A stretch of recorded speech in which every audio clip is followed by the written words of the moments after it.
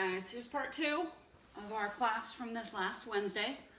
This is actually straight out of my teacher curriculum book, so usually I plan an actual class, and I haven't used this teacher curriculum book a whole lot, but the teacher curriculum for this lesson has a lot of stuff that will be useful to you guys signing those 6 fables.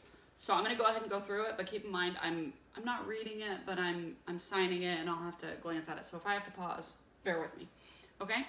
So first of all, we've got, you have your assigned fables, right? We've got, you guys know what they are. The fox and the goat, the ant and the grasshopper, the frog and the scorpion, the dog and the cow. Is that right? I'm missing 2 of them. But you guys know what they are. Now it's bugging me. The dog and the wolf, not the cow, sorry. All right, I'm not gonna waste time. The fox and the stork, I'm missing 1. Okay, so a few signs for that. Ant, for the ant and the grasshopper. Sign for bug. I think we've learned that, but I'm not sure. It's like a bent 3 hand on the nose, but then you fingerspell ant. Okay, to clarify. Grasshopper, fun for you guys, you get to fingerspell that. Okay. Fox, we learned, fox, okay. Stork, and same as with ant, you're gonna sign bird and fingerspell stork. Scorpion, fingerspelled. You could also say bug, scorpion. I probably wouldn't bother with the bug part, just sign scorpion, or fingerspell for scorpion. Frog, it's like this, it's like a frog tongue, okay. Goat, it's like the horns on the forehead and the chin. I've also seen this like this. I believe in the book it's just like this, okay? But it can be out. Dog, we have known since like the 2nd week of ASL 1, okay? Wolf, it's like the wolf nose. Your hand comes like this from the nose, so it's, okay? Shaping the nose. Kid, that's a baby goat, right? So you can fingerspell kid, or you can write baby goat. I would say baby goat, personally. All right? So, each of you will have a separate fable. We're going to be missing 1 of them, obviously, because there's only 5 of you. But everyone's doing a different one. So first, when you are signing this, you need to describe your characters. So for the ant and the grasshopper, you're going to describe the ant. You're going to describe the grasshopper. You might say, everyone knows what I just signed? Ant, bug, okay? Tiny. You've got antennas. This is lots of classifiers in these, okay? Strong body. Body, okay? So think of characteristics of your animals that you need to describe in your characters. And okay, yeah, what's an ant? Of course, ants are very, very strong. Ants have, do they have antennae? That's in my book, so apparently they do. You could talk about their jaws. They have really strong jaws, right? They're a bug, okay?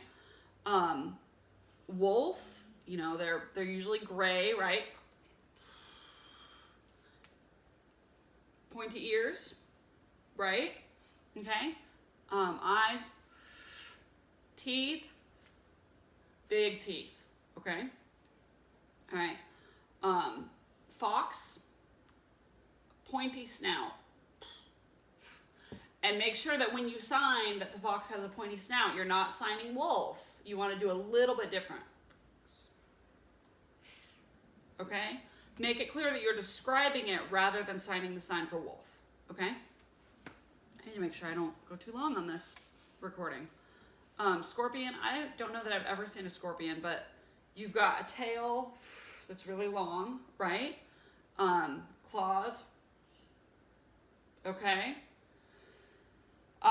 You could say the tail, and then there's a stinger with the 1 hand or an X hand. I think their stinger is more bent up, so you might do that. Moves back and forth, all right?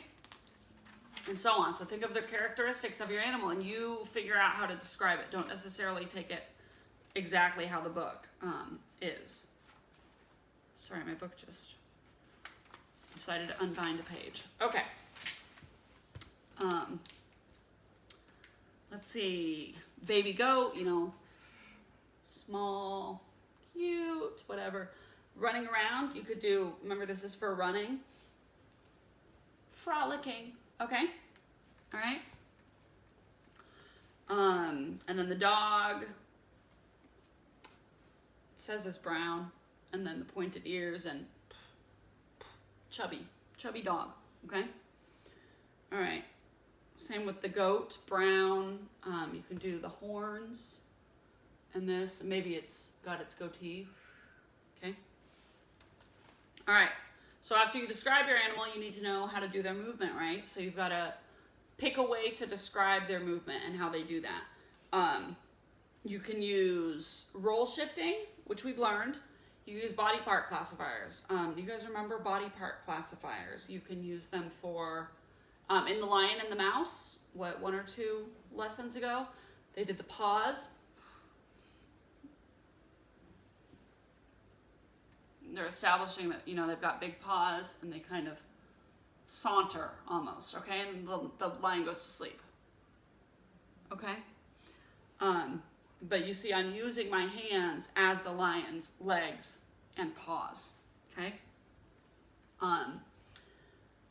This doesn't apply to your stories, but remember when we did high heels, we used pinky fingers for like a woman walking with high heels. Same kind of thing with this. You can use those body part classifiers. You can use legs, okay? The goat, this would be a body part classifier for goats, okay? You also want to show the direction they're going. And remember, of course, we've talked about this over and over. You know, if the animal's going that way towards another animal, make sure the other animal is coming from this way, okay? You want to keep them together. I really hope this is staying in the screen. So going that way, coming back this way, okay? Cannot emphasize that enough. Also, you want to make sure that you're keeping your eye gaze on the animal or on your audience. Make sure it's appropriate for whether you're narrating, becoming the animal, looking at another animal, whatever you're doing, your eye gaze, and of course your non-manual, your facial expressions need to reflect that, okay? All right. So you've got different movements. So if we were in class, we would all be separate and I would go through this with you guys individually, but I'm just recording it. And then we would have questions answered, but I'm recording it now, and then we'll have questions answered during our meetings this week. So for the ant and the grasshopper, there's a grasshopper hopping around, right? So you want to use this. This bent V hand is very, very common to use for animals, bugs, anything like that that's hopping. It could be a hopping bunny, a mouse, anything. But of course, for a grasshopper, it's going to hop high. So,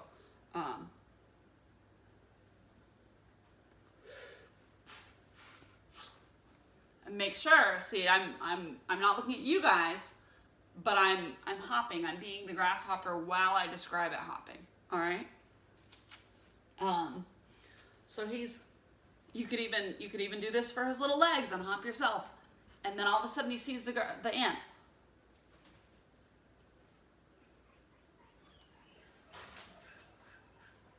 Ant is gathering food, right?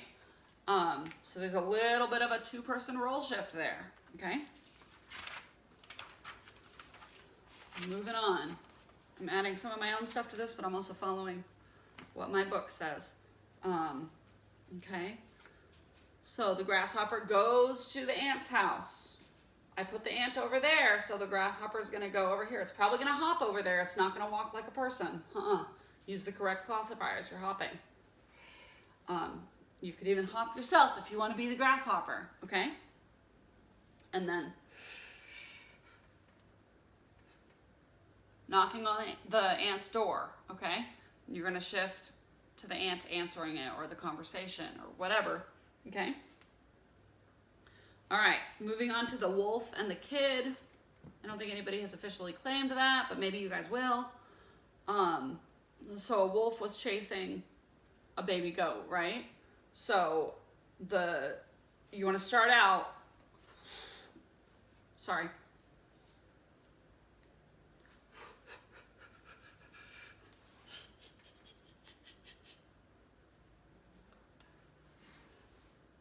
okay? Goat is in front, wolf is chasing it, right? So they're running. You're gonna point at the goat, look back, okay? You're very scared, okay? I assume you're scared, all right? And then the dogs come after the wolf. So you've got a whole nother flock that's gotta come from one direction towards them, all right? And then what's the wolf gonna do? Run away, okay? That's gonna be a good section for you to be looking at your audience as the narrator. Fox and the stork. There's a bird that goes to the fox's house, okay? So there's the two of them. And then the bird goes home, okay? He's flying through the air. Same classifier. Unless they have a better suggestion. Nope. Flying through the air. And you can be the wings, all right? Body part classifiers, once again, and I know that those are kind of new, and I'm sad that we didn't get a chance to go through them in person in class, but they're not that difficult, and honestly, you guys are awesome, awesome signers, so I know that you can get this yourselves, but I'm happy, of course, to talk about it over our meetings this coming week also, okay? The dog and the wolf. So there's, this one I'm not familiar with. Wolf.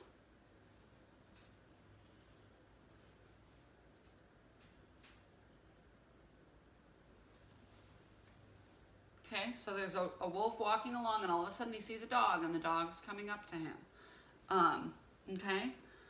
The wolf turns around and runs away, okay? But the dog is still coming this way, okay?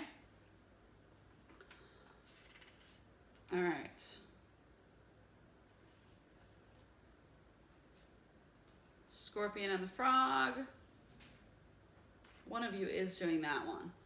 So they meet on the bank of a frog. So you've got scorpion. Again, you're going to have to finger spell it if you need to say it. Frog. Okay. Okay. So then the frog jumps into the water. You've got water. He's jumping in. Okay. And then swimming. Body part classifier. Be that frog. Okay. Don't try to make the frog jump in the water and then just be kind of hopping around and you don't know what he's doing. Be the frog. Swim like he is. Use your legs to hop on your video because the frog is going to use its back legs to swim too, right? All right. The fox and the goat. The fox falls into a well, right? So how are you going to do the well? We had this recently in one of our lessons.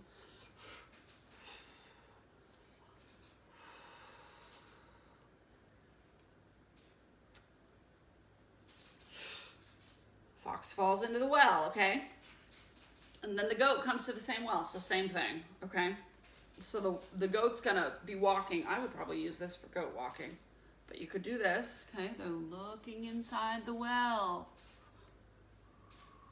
Okay? Keep your eye gaze looking at what he's looking at, okay? The goat jumps down without thinking, okay? But then eventually escapes. All right, let's see.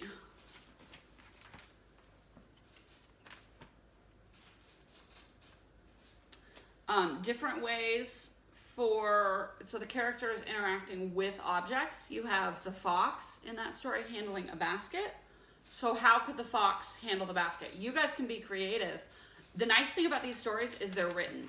That we're not seeing them signed and then you're creating them. You're looking at the written story and saying, well, how do I perceive this? How am I going to sign this?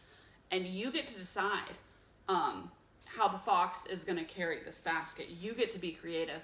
That's been why we've been signing. We've been recreating stories like A Surprise for You and the family picture story that I had you guys sign, and we would have done more of them, but we ran out of time. But the ones that I had you sign exactly, and then we would do little changes sometimes. That gets your brain going.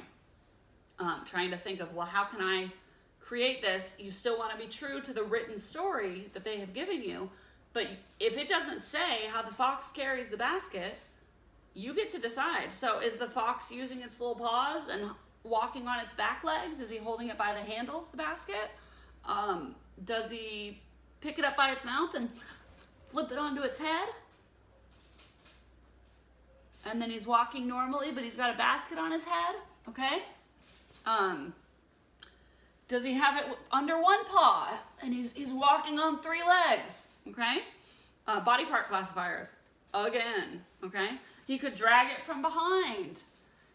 He could hook it to one of his hind legs, okay?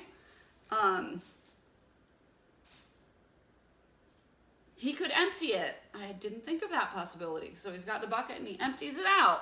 And then he could put it on his head that way. All sorts of possibilities here. Okay, so same thing for lion handling a pencil. So, or he breaks the pencil. Okay? So you have all different ways that you can interact with these characters and the objects that are in the stories, okay? So let's see. Bird drinking out of a bowl, okay? Is he gonna scoop up the water with his beak? Probably, all right? But you've gotta set up the bowl and the bird. You could be the beak, you could just act it out, you could have the bird do it, okay? You get to decide. Same thing for dog drinking out of a bowl. Same thing. All right? Let's see. The bird eating off the plate. Okay? So you've got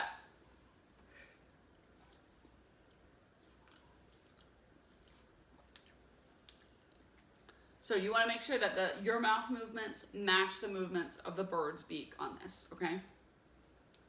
So you want to match them up. Same thing with the dog eating off the plate and the water, okay? You always want to, we stay consistent with our movements and what we're conveying, okay? So we've got the hands interacting with the object, like the basket. We've got the mouth interacting with the object, and you can also use this for chewing, of course, or drinking. This can be a tongue or a spoon if there's silverware involved, okay? Or an object being put on the character, the crown placed on the frog's head, the piece of tape on the goat's chest. And you need to explain the characteristics or the effect of removal when they take that off, okay? So, of course, with the frog, they had a crown on his head and there was like a red mark, right? So you describe that. On the goat's chest, it took off some of his fur, right? So, okay. Let's see. Bird and the fence. So they can get in or on the objects. You've got the bird on the fence, so you can have the fence. Okay. Fence, bird sit on. It's a very common sentence for teaching ASL word grammar, actually. Or you've got the fence, flies over. Okay? Make sure you're using your wings, okay? Or, bird crashes into the fence. I just hit my wedding ring. That kind of hurt, actually.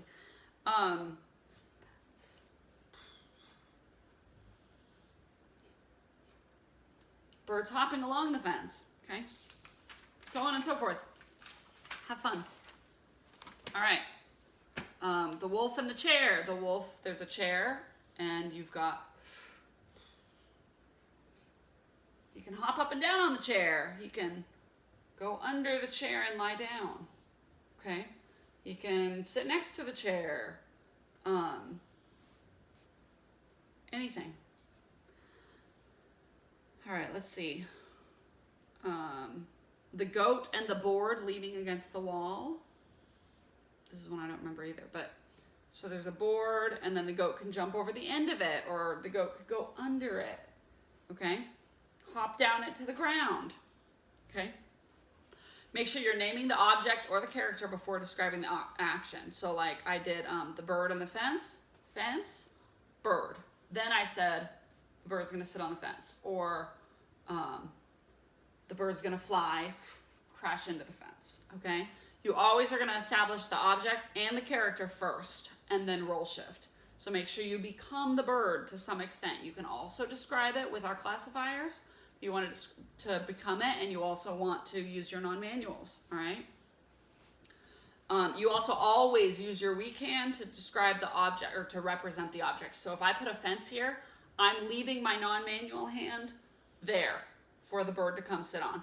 I'm not going to say fence, bird is coming. Oh, and then here's the fence again. Okay, you leave it there the whole time. So, and actually, my mistake there. If I put a fence there and then I want to fly, I might say bird. Okay, keep it there.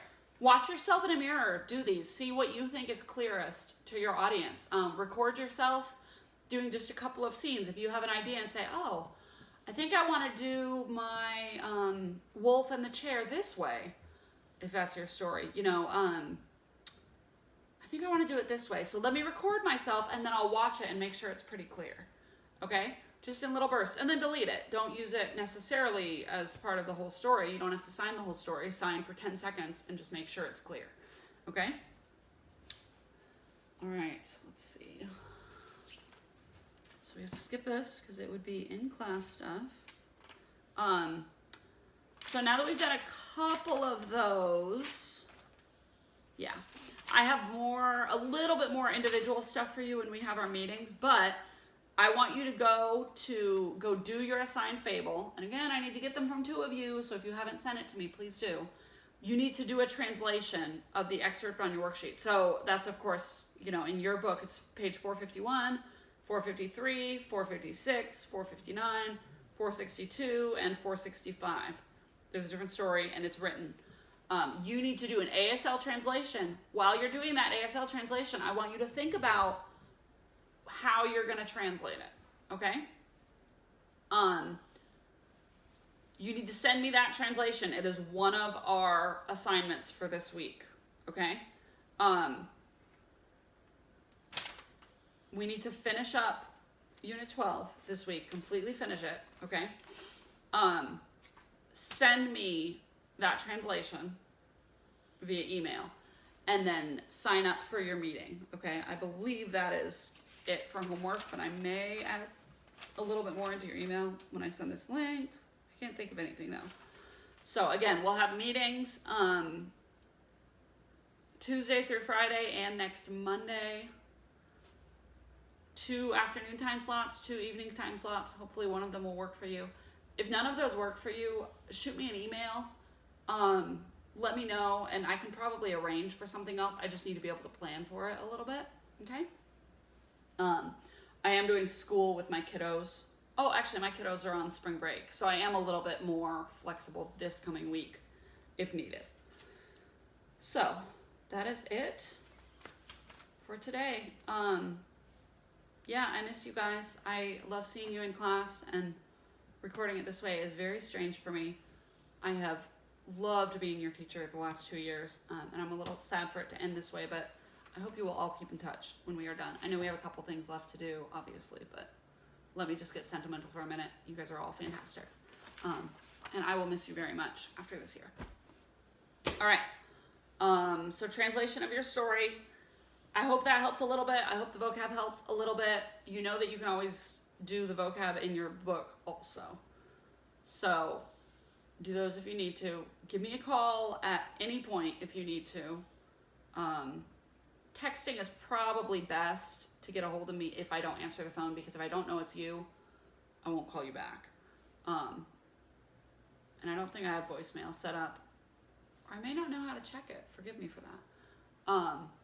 So, okay, that's it for now. Thank you guys, and email me with questions.